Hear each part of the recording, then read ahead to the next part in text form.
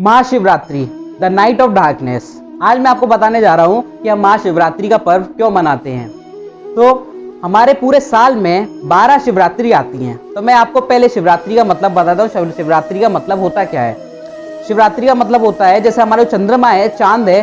चांद क्या होता है, कभी छोटी शेप में होता है, फिर उससे बड़ी शेप में आता है, बड़ी शेप में आता है, बड़ी शेप में आता है, फिर एकदम से पूरा। ठीक है, ये प्रोसेस होता है ल्यूनर मंथ के अंदर। ये एक प्रोसेस होता है। चांद क्या होता है, धीरे धीरे बड़ा होता जाता है, फिर वापस से छोटा हो जाता है। बोलते हैं पूर्णिमा वाले दिन हमारा चांद होता है पूरा। अमावस्या वाले दिन चांद बिल्कुल ही नजर ही नहीं आता, चांद बिल्कुल छुप जाता है, बहुत कम शेप में होता है। नहीं है, पूर्णिमा आती है, जैसे जैसे पूर्णिमा आती है तो हमारा जो चांद है बिल्कुल फुल मून की में तब्दील हो जाता है। इन अ ल्यूनर मंथ, जो न्यू मून से पहले वाला दिन होता है उसको हम शिवरात्रि बोलते हैं। ठीक है, तो ये साल में जैसे 12 महीने होते हैं तो 12 बार शिवरात्रि आती है। मगर हम जो फेब और जो मार्च के महीने में जो शिवरात्रि आती है हम उसको महाशिवरात्रि के नाम से जानते हैं। उसको हम सेलिब्रेट करते हैं इस शिवरात्रि को। महाशिवरात्रि का जिक्र हमारे कई सारे पुराण में हुआ है, जैसे आपका लिंग पुराण, स्कंद पुराण और आपका पद्म पुराण। तो हर किसी में अलग अलग बातें लिखी गई हैं महाशिवरात्रि के बारे में। तो महाशिवरात्रि का पर्व हम रात में मनाते हैं। ये क्या है कि नाइट का फेस्टिवल है, रात का फेस्टिवल है। तो इसके ऊपर एक जो हमारे पुराण में लिखी गई है, लिंग पुराण में जो हमारी स्टोरी लिखी गई है, हम क्यों मनाते हैं इसको। तो आज के दिन समुद्र मंथन में से जो विष निकला था, जो जहर निकला था हलाहल, तो इस विष को पीने वाला कोई नहीं था पूरे संसार में उस टाइम पर। तो सिर्फ शिव जी थे जो कि उसको ग्रहण कर सकते थे, उस विष को। तो इसी दिन शिव जी ने ये विष पिया था। उन्होंने उस विष को अपने गले के अंदर, कंठ के अंदर रोक के रखा था। उन्होंने इस विष को अपने कंठ में ले लिया था। तो उनका जो गला था, जो कंठ था, वो नीला हो गया था उस जहर के प्रभाव से। इसी वजह से उनका नाम नीलकंठ भी है। हम शिव जी को नीलकंठ भी बुलाते हैं। बस इस दिन उन्होंने जहर को पिया था, विष को पिया था। तो उस दिन चिकित्सकों ने उनको बोला कि आपको आज आपको सोना नहीं है। देवी देवताओं को भी बोला गया कि इनको सुलाना नहीं है, इनको लेटना नहीं है, सोना नहीं है, इनको बस जागे रहना है। इसी दिन रात को देवताओं को, शिव जी को जागे रखना था। तो इसलिए उन्होंने एक सेलिब्रेशन, एक इवेंट रखा, एक उत्सव रखा रात को। उस उत्सव में, उस इवेंट के अंदर जो देवी देवताओं थे उन्होंने नृत्य का, डांस का, नृत्य का, गाने का उन्होंने क्या रखा था, पूरा इवेंट रखा था, उत्सव रखा था। तो उसमें देवी देवताओं कई सारे उन्होंने नृत्य करे, सिर्फ शिव जी को जागे रखने के लिए, उनका मनोरंजन करने के लिए।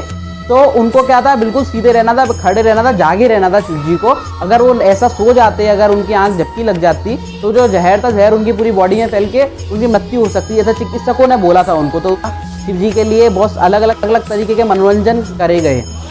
तो इसी दिन करे गए, जो आज जो हम महाशिवरात्रि बना रहे हैं, तो वो इसी दिन, आज के दिन ही शिव जी ने विष पिया था, जो कि समुद्र मंथन से निकला था। हलाहल विष को पिया था शिव जी ने। इसीलिए हम इसको महाशिवरात्रि को बनाते हैं, शिव जी को प्रसन्न करने के लिए।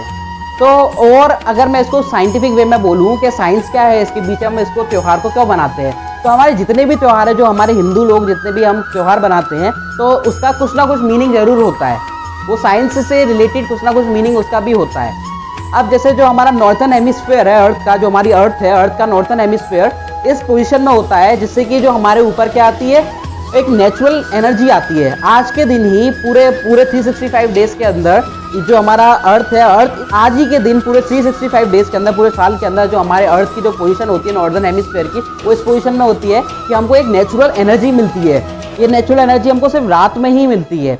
तो इसके दिन, आज जो महाशिवरात्रि के दिन हम रात में जागते हैं, है ना, शिव जी के भजनों को सुनते हैं, उनका चैंटिंग करते हैं, मंत्रास की, ओम नमः शिवाय का जप करते हैं, तो रात को जग के, तो क्या होता है कि इससे क्या है कि हमारा जो एनर्जी, आज के दिन ही हमको एनर्जी मिलती है। और इस रात में जो हमको एनर्जी मिलती है, तो हमको जो अपनी स्पाइनल कॉर्ड है, पीछे जो स्पाइन है, जो हमारे जो पीछे स्पाइन है, उसको हमको वर्टिकल शेप में रखना होता है, बिल्कुल सीधे रखना होता है। इसका मतलब कि हमको जागे रहना होता है। इसलिए हम महाशिवरात्रि पर जागते हैं। तो उसी साइंस क्या कहती है कि अगर आपको इस एनर्जी को चाहिए करना है, तो आपकी जो पीछे की पीठ क्या होनी चाहिए, बिल्कुल स्ट्रेट होनी चाहिए, सीधी होनी चाहिए, तभी आप उस एनर्जी को ग्रहण कर पाओगे। तो इसलिए हम महाशिवरात्रि पर जागते हैं, है ना, पर्व को अच्छी तरीके से मनाते हैं। तो हमको एक एनर्जी भी मिलती है, एक स्पिरिचुअल एनर्जी भी मिलती है। ऐसा भी माना जाता है कि आज के दिन ही शिव जी और पार्वती जी का विवाह हुआ था। शिव जी बारात लेके आए थे अपनी। और आज के दिन हम क्या करते हैं, शिव जी का अभिषेक करते हैं, दूध से, शहद से, सबसे अभिषेक करते हैं, उनको फल फलाहार वगैरह चढ़ाते हैं, अच्छी पूजा करते हैं, व्रत रखते हैं। जो मैरिड वुमेन होती हैं वो अपने पति के लिए फास्ट रखती है। जो अनमैरिड वुमेन होती हैं वो अपने होने वाले पति के लिए फास्ट रखती है कि उनका जो होने वाला पति हो वो बहुत अच्छा हो। बच्चे भी व्रत रखते हैं इस पर्व पर। और भी ऐसी ज्ञानवर्धक वीडियो देखने के लिए हमारा चैनल सब्सक्राइब जरूर करें, लाइफ कोच कौशल, और बेल आइकन को जरूर दबाएं अपडेटेड रहने के लिए हमारी न्यू वीडियो।